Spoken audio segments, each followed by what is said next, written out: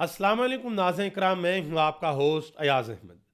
नाज़रीन इकराम, कराची के कामयाब दौरे के बाद सुहेल खान अफरीदी और इस निज़ाम के दरमियान एक खुली लड़ाई का आगाज़ हो चुका है। एक ऐसी लड़ाई जिसमें किसी किस्म का कोई पर्दा बाकी नहीं बचा। यहां तक बातें हो रही हैं कि सुहेल खान अफरीदी नाअहल भी हो सकते हैं और बाकायदा तौर पर एक ग्राउंड तैयार की जा रही है।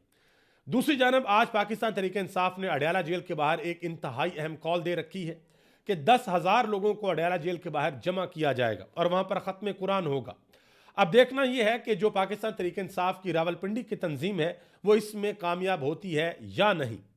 इसके अलावा खैबर पख्तूनख्वा के अंदर स्ट्रीट मूवमेंट के हवाले से जुनैद अकबर खान ने अहम तरीन और बड़ा ऐलान किया है कि कब कब कहां कहां पर हम किस तरह रैलियां निकालने के लिए जा रहे हैं। और उन्होंने कहा कि जो 8 फरवरी को हमारी कॉल है, जो हमने पूरे पाकिस्तान के अंदर निकल कर बड़े लेवल के ऊपर एहतजाज करना है, ये वाली जो हमारी रैलीज होंगी ये उसकी जमानत होंगी। इसके अलावा चंद अहम तरीन खबरें हैं और कुछ खबरें आलमी उफक से भी हैं, वो भी आपके सामने रखने के लिए जा रहा हूं। आगे बढ़ने से कबल गुजारिश करूंगा कि वीडियो को लाइक करके चैनल को सब्सक्राइब कर दें ताकि इंफॉर्मेशन का सिलसिला आप लोगों तक पहुंचता रहे। नाज़रीन करम, सबसे पहले नंबर पे मैं आप सबका शुक्रिया अदा करना चाहता हूं। पिछले व्लॉग के अंदर मैंने आपसे सवाल पूछा था सुहेल खान अफरीदी के हवाले से कि कराची का दौरा उनका कैसा रहा, कामयाब रहा, नाकाम रहा। 100 में से मैंने गुजारिश की थी कि आपने नंबर देने।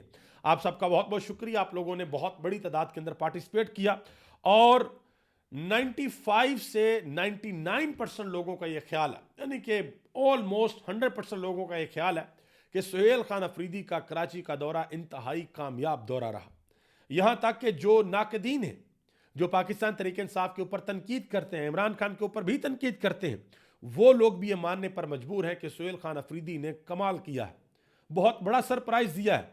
और असल सरप्राइज सिंध की आवाम ने दिया है। मैंने आप सब लोगों के कमेंट्स भी पढ़े हैं। आप लोगों ने मुझसे एक गिला और शिकवा भी किया है कि भाई आप कराची की आवाम और हैदराबाद की आवाम ये लफ्ज़ क्यों इस्तेमाल कर रहे हैं, आपको सिंध की आवाम लफ्ज़ इस्तेमाल करना चाहिए। मैं आप सब से माजत ख्वाह हूँ। बेशक बिलाशुबा कराची के अंदर जो लोग आए, हैदराबाद के अंदर जो लोग आए, वो सिंध के दूसरे इलाकों से भी आए। तो अल्टीमेटली ये जो पार्टिसिपेशन थी ये सिंध की आवाम की पार्टिसिपेशन थी। तो सुहेल खान अफरीदी ने, पाकिस्तान तहरीक इंसाफ ने आप सब लोगों का, सिंध के लोगों का खसूसी तौर पर शुक्रिया अदा किया है जिस तरीके से आपने सुहेल खान अफरीदी के इस दौरे को कामयाब बनाया है। अब जरा आगे आ जाए, जो आलमी उफक से एक अहम तरीन और बड़ी खबर है वो आपके सामने रख देता हूं। ईरान के एक सहाफ़ी हैं जिनका नाम है मोहम्मद हुसैन बाकरी। उन्होंने नजम सेठी के शो के अंदर इंतहाई अहम बात की है। उन्होंने कहा जी ईरान के अंदर रजीम चेंज करना इम्पॉसिबल है, नामुमकिन है कि ईरान के अंदर अमेरिका रजीम चेंज कर सके। उन्होंने कहा कि ईरान में रजीम चेंज के लिए 30 से 40 मिलियन लोगों के आगे से गुजरना पड़ेगा। उन्होंने कहा कि पासदारान इनकलाब बहुत मजबूत है, जो एक बाकायदा तौर पर वहां पर फोर्स है। और एक चीज मैं आपको बताता चलूं कि दुनिया के किसी भी मुल्क के अंदर अगर आपने रजीम चेंज करनी हो ना, तो उस सिस्टम और उस हुकूमत के अंदर से लोग आपको चाहिए होते हैं जो रजीम चेंज करने में आपकी हेल्प करें, आपकी मदद करें। अगर अमेरिका करना चाहता है तो अमेरिका की मदद करें। लेकिन अगर ईरान को हम स्टडी करें ना, ईरान को हम देखें, तो ईरान के अंदर बहुत से लोगों ने अपनी जान की कुर्बानी देना मुनासिब समझा, बजाय इसके कि वो बाहर की किसी कुव्वत और ताकत के साथ मिलकर अपने मुल्क के अंदर रजीम चेंज कर दे, हुकूमत की तब्दील कर दे। और अब जो डोनाल्ड ट्रंप हैं वो बहुत ज़्यादा परेशान हैं, वो बाकायदा तौर पर धमकियां लगा रहे हैं। उन्होंने ये भी धमकी लगाई है कि ईरान के रहनुमाओं ने हमसे मुज़ाकरात के लिए राब्ता किया है, लेकिन इसके बावजूद हम हमला कर सकते हैं। और यह भी धमकी लगाई है कि ईरान के साथ जो जो लोग कारोबार करेंगे, जो जो मुल्क कारोबार करेंगे, हम उनके ऊपर अजाफी 25% टैरिफ लगाएंगे। और ईरान के अंदर बहुत बड़ी तादाद में लोग बाहर निकले और उन्होंने निकल कर ईरान की हुकूमत के साथ, अपने सुप्रीम लीडर के साथ इजहार यकजहती भी किया है।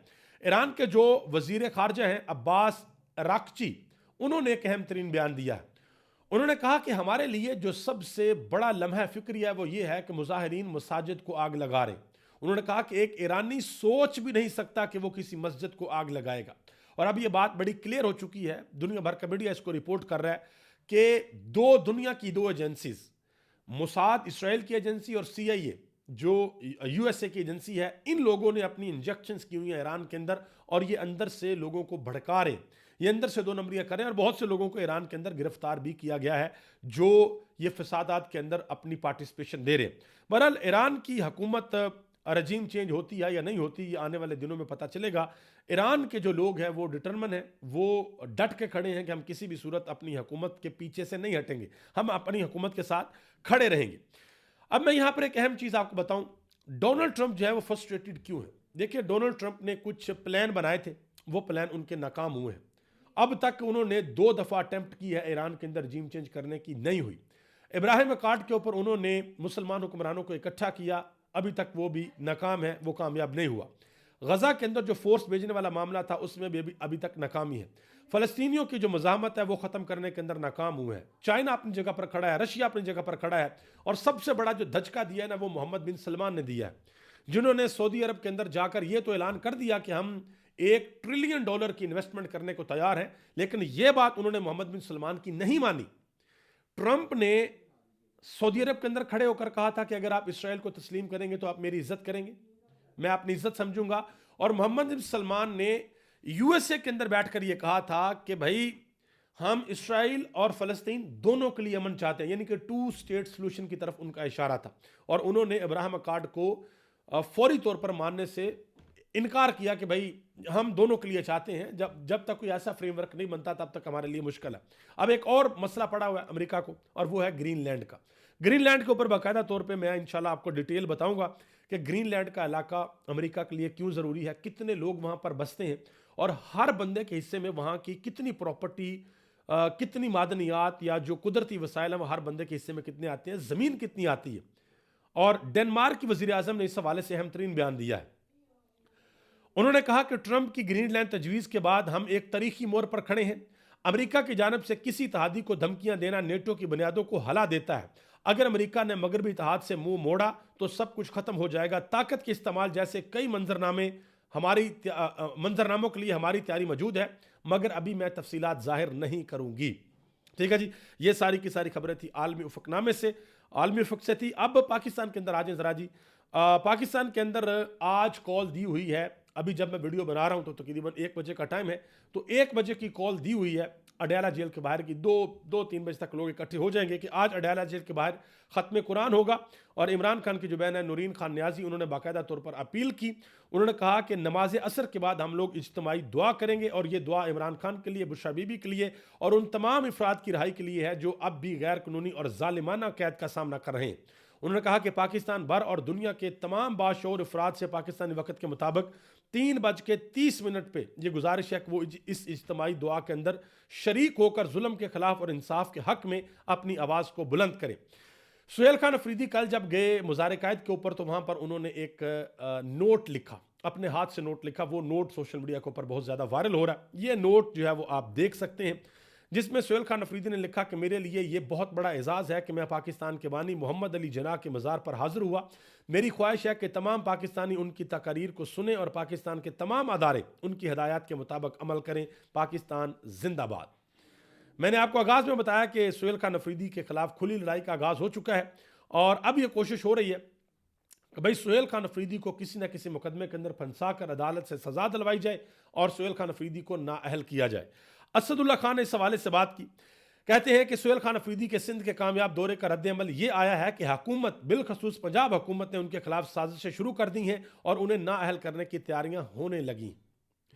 उमर दराज गोंदल नौजवान साफ़ी हैं, वो कहते हैं कि तहरीक इंसाफ ने कराची में एक जलसा करना था, वो भी मज़ार कायद पर। फिर कोई शटअप कॉल आई और उसके बाद जो हुआ वो काफ़ी अरसे तक काफ़ी लोगों को परेशान किए रखेगा। वैसे तो तहरीक इंसाफ ने आराम से जलसा कर लेना था, ज़्यादा से ज़्यादा यही बयानिया बनना था जी जलसा बहुत बड़ा हो गया। लेकिन अब जो उन्होंने किया वो तो उन्होंने मज़ाहमत की है, वो तो उन्होंने टक्कर दी है, और वो उन्होंने बज़ोरे बाजू जलसा करके दिखाया है कि हम तो जलसा करेंगे, हम पीछे नहीं हटेंगे। शहराम तरकई तहरीक इंसाफ के रहनुमा है, वो कहते हैं कि इमरान खान इस मुल्क के 80% लोगों के दिलों की धड़कन है। ये आज लोगों को ना रोकें, लोग इमरान खान के नाम पर आधे घंटे में मीनार पाकिस्तान को भर देंगे, और अगर ऐसा ना हुआ तो मैं सियासत छोड़ दूंगा, ये शहराम तरकई ने कहा। मजीद उनसे सवाल हुआ वंडर बॉय के बारे में कि ये वंडर बॉय की बातें हो रही हैं, वंडर बॉय कौन है? उन्होंने कहा जी हमारा एक ही बैट्समैन और एक ही बॉलर है और वो जेल में है और इंशाल्लाह वो आ जाएगा। उन्होंने कहा कि मुल्क को वंडर बॉय की नहीं, आइन की हुक्मरानी और अवाम की हकीकी नुमाइंदगी चाहिए, ये उन्होंने बात की है। आगे आ जाए जी, अतर काज़मी साहब ने एक बड़ी अहम बात किया। वो कहते हैं जी लोग शिकवा कर रहे हैं सुहेल खान अफरीदी से कि सुहेल खान अफरीदी लाहौर क्यों जाते हैं। وہاں پر اسٹریٹ موومنٹ کیوں کرتے ہیں؟ وہ کراچی کیوں جاتے ہیں؟ وہاں پر اسٹریٹ موومنٹ کیوں کرتے ہیں؟ وہ کہتے ہیں کہ لوگ یہ شکوہ نہیں کر رہے، جو شکوہ کر رہے ہیں نا وہ یہ شکوہ نہیں کر رہے کہ بھائی کچھ تو لوگ یہاں سے جاپان بھی چلے گئے کچھ دنوں کے لیے، چائنا بھی چلے گئے، کچھ اور جگہوں پہ بھی چلے گئے اور باقاعدہ طور پر ایئر فورس کا طیارہ لے کر گئے. اس چیز کے اوپر جو لوگ ہیں وہ شکوہ نہیں کر رہے اور سرکاری جہاز سرکاری خرچے پر چلے گئے اور فیملی ممبرز تک کو بھی ساتھ لے گئے، ان پہ کوئی شکوہ نہیں ہے. سہیل خان فریدی کے اوپر بہت شکوہ ہے، ان کے اوپر بہت غصہ ہے. جنید اکبر خان انہوں نے شیڈول جاری کر دیا جی، 17 جنوری بروز ہفتہ ہری پور سے منسیرہ تک ریلی ہوگی. 24 جنوری بروز ہفتہ پشاور سے نوشیرہ اور وہاں سے ہوتے ہوئے مردان اور پھر سوابی میں اختتام ہوگا. 25 جنوری کو بروز اتوار منگورا سے تمرا گرا تک ریلی ہوگی. انہوں نے کہا کہ تمام پارٹی کے ونگز عہدیداران اور کارکنان فوری طور پر متحرک ہوں. انہوں نے کہا کہ ہماری یہ عوامی ریلیاں 8 فروری کو ہونے والے تاریخی پہیہ جام ہڑتال کی کامیابی کی ضمانت عوامی ریفرنڈم ثابت ہوں گی. یہ انہوں نے بات کی ہے. عظمیٰ بخاری صاحبہ جو پنجاب کی وزیر اطلاعات ہیں وہ کہتی ہیں کہ 9 مئی کے واقعات کی ایک فرانسک رپورٹ سامنے آئی ہے. پشاور ریڈیو پاکستان پر حملے میں پی ٹی آئی کے لوگ براہ راست ملوث تھے. پی ٹی آئی اب کہہ رہی ہے کہ فرانسک رپورٹ لاہور میں تیار ہوئی جبکہ فوٹیج سہیل فریدی کی ہی ہے جو آگ لگانے اور فساد کرنے کی ہے. مسئلہ یہ ہے کہ یہ ٹیکنالوجی کا دور ہے، سوشل میڈیا کا دور ہے. جو ویڈیو سہیل خان افریدی کی بتائی جا رہی ہے وہ انہی ہی کی ویڈیو ہے، لیکن وہ انہوں نے خود اپنے سوشل میڈیا کے اوپر لگائی ہوئی ہے اور وہ ویڈیو مبینہ طور پر زمان پار کی ہے. تو دیکھتے ہیں کہ آنے والے دنوں میں اس حوالے سے کیا ہوتا ہے. پاکستان کے اندر تو بھائی کچھ بھی ہو سکتا ہے. بابر اوان صاحب نے اس حوالے سے ایک بڑی اہم بات کی. کہتے ہیں کہ کراچی میں عمران خان کی رہائی کے لیے کامیاب اسٹریٹ موومنٹ کے بعد سہیل افریدی کے خلاف 9 مئی کی جھوٹی فرانزک تصاویر ایجاد ہوئی ہیں. ان کیسوں میں جھوٹے گواہ دریافت ہوئے ہیں، جھوٹی فرانزک بھی. انہوں نے کہا کہ مگر سی سی ٹی وی فوٹیج ابھی تک لاپتہ ہے. انہوں نے کہا کہ احتجاج تو ہوگا، احتجاج تو ہم کریں گے. طلال چودھری صاحب نے ایک بڑی غصے والی پریس کانفرنس کی. انہوں نے کہا جی سہیل خان افریدی کو پیغام دیا کہ جہاں پہ افغانستان جو افغانستان کے ساتھ رویہ ہمارا وہی پھر آپ کے ساتھ ہوگا اور ہم بھی آپ کو وہاں پر بھیج دیں گے، یا جہاں ان کو پھینکا وہاں پہ آپ کو پھینک دیں گے. میرے خیال سے یہ اتنی نفرتیں نہیں ہونی چاہیے، یہ ملک اور قوم کے لیے نقصان دہ ثابت ہوں گی. ایک اور بہت بڑا انکشاف ہوا جی قومی اسمبلی میں. نوید قمر صاحب نے یہ انکشاف کیا کہ اس حکومت نے ایک صدارتی آرڈیننس پاس کیا ہے اور صدر کے سگنیچرز کے بغیر وہ صدارتی آرڈیننس پاس کر دیا گیا. آپ اندازہ لگا لیں کہ معاملات کس طرف جا رہے ہیں. نذر عباس صاحب نے خبر دی ہے، کہتے ہیں کہ ایک اور آئینی ترمیم لائی جا رہی ہے جس میں نوجوانوں کے خلاف شکنجہ کسا جائے گا. یعنی کہ پہلے ہی ہوتا تھا کہ اگر آپ کی عمر 18 سال ہے تو آپ جا کر ووٹ دے سکتے ہیں. اب یہ سوچا جا رہا ہے کہ نوجوانوں کی ووٹ ڈالنے کی حد، جو عمر حد ہے نا، وہ بڑھائی جائے. یعنی کہ اگر آپ کی عمر 25 سال نہیں ہے تو آپ ووٹ نہیں ڈال سکتے. تو یہ بڑی مشکل ہی نہیں بلکہ ناممکن چیز ہے. نوجوان اس کے اوپر بہت برے طریقے سے ریئیکٹ کریں گے.